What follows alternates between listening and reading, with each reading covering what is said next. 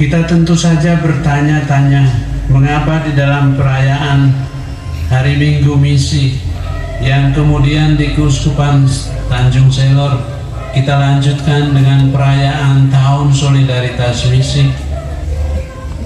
Bacaan-bacaan yang dipilih pada Hari Minggu Misi justru memperlihatkan kesulitan yang dialami, yang muncul di dalam kehidupan bangsa terpilih sebagai bangsa yang sebenarnya dikasihi Tuhan.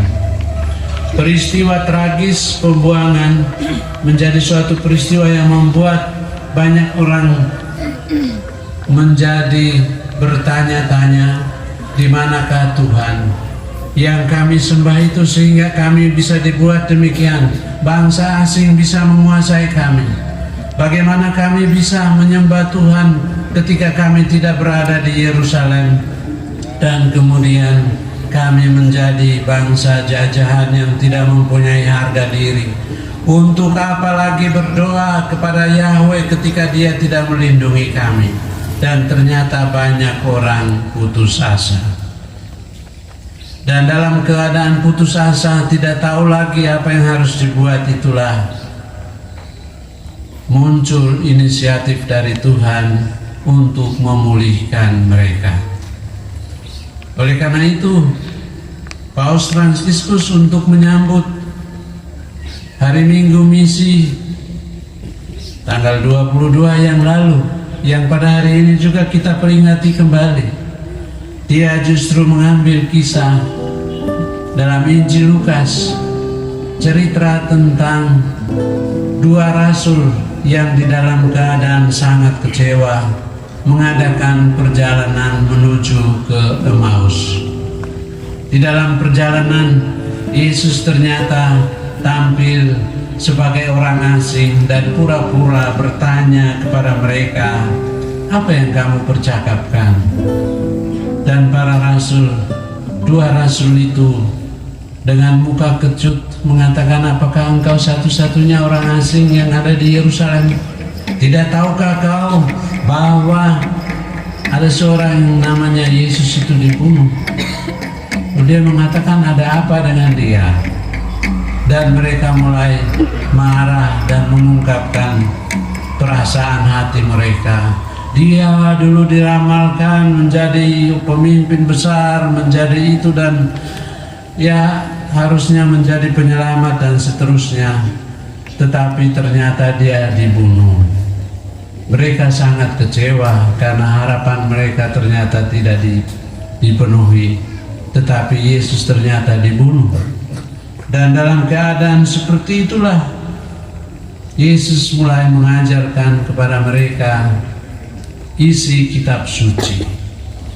Dan di dalam isi kitab suci yang mereka dengar itu, hati mereka ternyata dipenuhi dengan kobaran. Hati mereka berkobar-kobar karena penjelasan tentang kitab suci.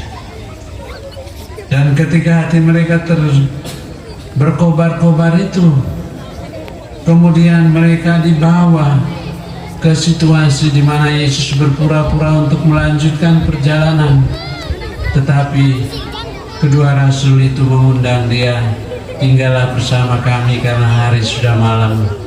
Dan ketika mereka pada malam itu mengadakan perjamuan, Yesus mengambil roti dan mengucap perkataan membagi-bagikan roti itu. Saat itulah terbuka mata dua murid itu dan mengatakan, "Ini sungguh Tuhan." Dan hati mereka, mata mereka terbuka bahwa Dia inilah Yesus yang telah disalibkan.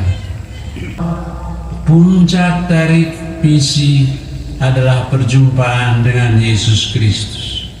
Yesus Kristus adalah sumber dan puncak misi. Dalam pelaksanaan Tahun Solidaritas Misi, kita mengarak salib kita yang saat ini sudah dipasang di bagian belakang altar ini. Kita ingin di seluruh paroki yang menempati, yang sedang menjalankan Tahun Solidaritas Misi ini, kehadiran Yesus Kristus yang diarak dari stasi ke stasi sungguh menjadi kembali pusat kehidupan orang Kristiani, pusat kehidupan kita semua, di mana Yesus Kristus menjadi sumber dan puncak misi. Dan seperti roti Ekaristi, kita diajak untuk tidak menahan kasih itu bagi diri kita sendiri, tetapi justru roti yang dipecah itu adalah karya misi yang harus dibagikan. Paus Fransiskus mengutip Paus Benediktus dengan mengatakan, kasih tidak bisa disimpan sendiri. Orang Kristiani bukanlah orang-orang yang egois. Kasih itu selalu dibagikan. Itulah sebabnya di dalam pelaksanaan Tahun Solidaritas Misi, kita selalu mengusahakan juga adanya bakti sosial. Tindakan yang sangat kelihatan sederhana, tetapi menjadi bagian dari ambil bagian kita dari misi yang dilakukan oleh Yesus Kristus. Ketika Yesus mewartakan kerajaan Allah, Dia menyembuhkan orang-orang sakit, Dia memberi makan kepada orang-orang lapar, Dia membangkitkan orang-orang mati, memberi harapan kepada mereka yang dianggap sampah masyarakat. Para pembelacur, pemungut cukai diterimanya menjadi bagiannya untuk dibawa kepada pertobatan. Melalui pelaksanaan Tahun Solidaritas Misi, kita juga berusaha untuk membagikan kasih itu dan mengharapkan kasih itu juga bertumbuh menjadi gerakan di dalam paroki, di dalam keuskupan kita. Dan sudah 4 tahun kita merayakannya. Di dalam bakti sosial selalu banyak orang terlibat di dalamnya. Di dalam bakti sosial yang terakhir yang diadakan sehari sebelum tabisan di Marasatu, hadir lebih dari 80 tenaga medis, di mana di dalamnya ada 12 dokter, dan mereka merawat 453 atau 54 atau 450-an orang yang hari itu dirawat. Kita ingin agar melalui perayaan ini kita menghidupi juga apa yang telah dilakukan oleh Yesus. Dan hal lain yang diungkapkan adalah peristiwa perjumpaan dengan Yesus yang bangkit ini membuat para murid bergegas pergi dengan sukacita. Mereka ingin cepat-cepat kembali ke Yerusalem untuk menceritakan kepada teman-teman para rasul yang lain bahwa Tuhan sungguh telah bangkit. Inilah tanda bahwa gereja mengadakan perjalanan misionernya, yakni kegembiraan misioner yang muncul dari imannya. Oleh karena itu tidak pernah ada misi gereja yang terjadi kalau orang-orangnya mukanya gelap terus. Di mana Paus Fransiskus mengatakan muka selalu muka prapaskah, tidak pernah menjadi muka paskah. Muka prapaskah itu muka yang selalu hanya ada kesedihan di dalamnya. Yang ada itu di dalam seluruh lingkungan itu hanya berita-berita negatif melulu. Yang ada itu hanya hal-hal yang membuat putus asa. Di sini justru kegembiraan Paskah dicerahkan. Di dalam situasi gelap itu muncul kegembiraan. Seperti tadi kita dengar, baik di dalam bacaan yang pertama maupun juga kutipan yang diambil oleh Paus Fransiskus. Para rasul itu bergembira dan dengan sukacita pergi untuk menceritakan kepada teman-temannya bahwa Tuhan sungguh telah bangkit. Dan kegembiraan itu di dalam gereja perdana, kalau saudara-saudari membaca kisah para rasul, diungkapkan melalui suatu cara hidup yang baru. Muncul gerakan di mana orang-orang yang percaya kepada Yesus itu sehati sejiwa. Mereka berkumpul untuk mendengarkan pengajaran para rasul. Mereka berkumpul untuk pemecahan roti, untuk mengenang kembali dan dikuatkan oleh kehadiran Tuhan di dalam Ekaristi, dan dikuatkan oleh kehidupan doa serta hidup bersama di dalam komunitas yang sangat ideal, di mana Kristus menjadi ikatan kasih. Hari ini kita juga mau menabiskan seorang diakon di dalam gereja perdana. Fungsi-fungsi gereja yang baru tumbuh itu dilayani oleh figur-figur yang disebut diakon. Kita kenal dalam Kisah Para Rasul, ketika firman Tuhan mulai berkembang, dipilihlah 7 orang diakon untuk melayani meja, melayani orang fakir miskin, para sangat untuk umat di tempat ini. Sudah 2 kali saya memberi sakramen penguatan, dan gereja tidak bisa menampung kehadiran umat. Maka sore ini kita misa di tempat ini.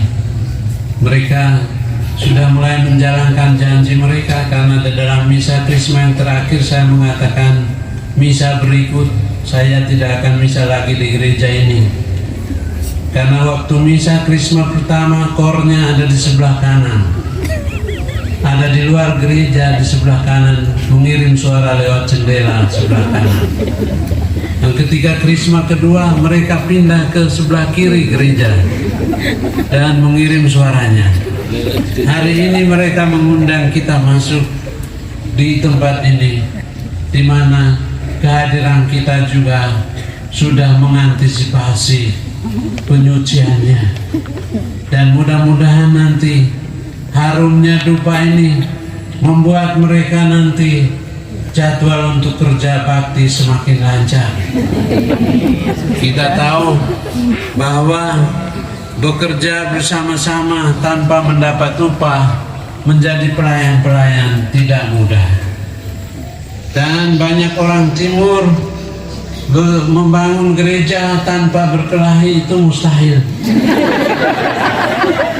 Dan oleh karena itu mudah-mudahan kehadiran salib ini semakin menggerakkan untuk merasa bahwa membangun rumah Tuhan adalah bagian dari semangat untuk menjadi orang-orang yang terbuka, yang misioner.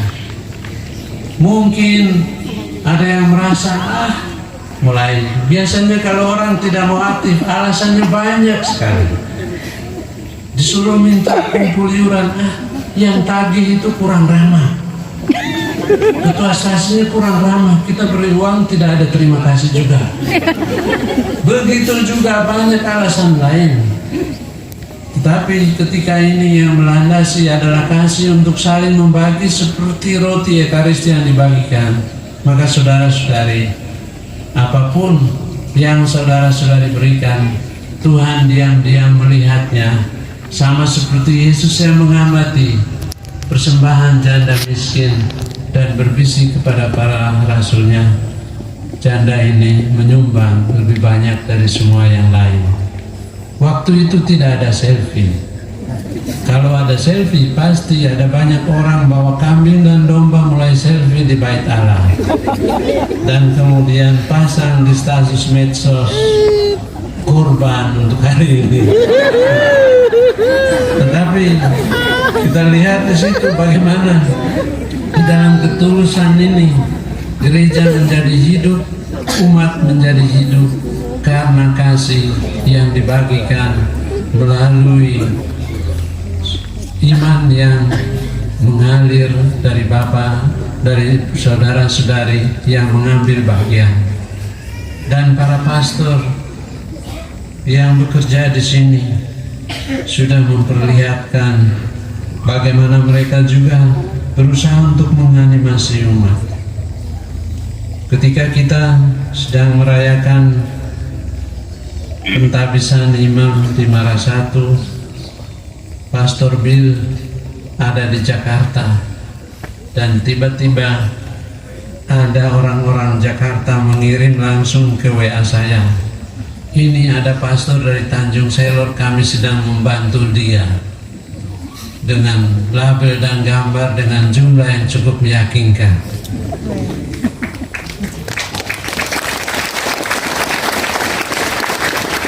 Itu tidak berarti saya lihat jumlahnya tidak cukup untuk atap.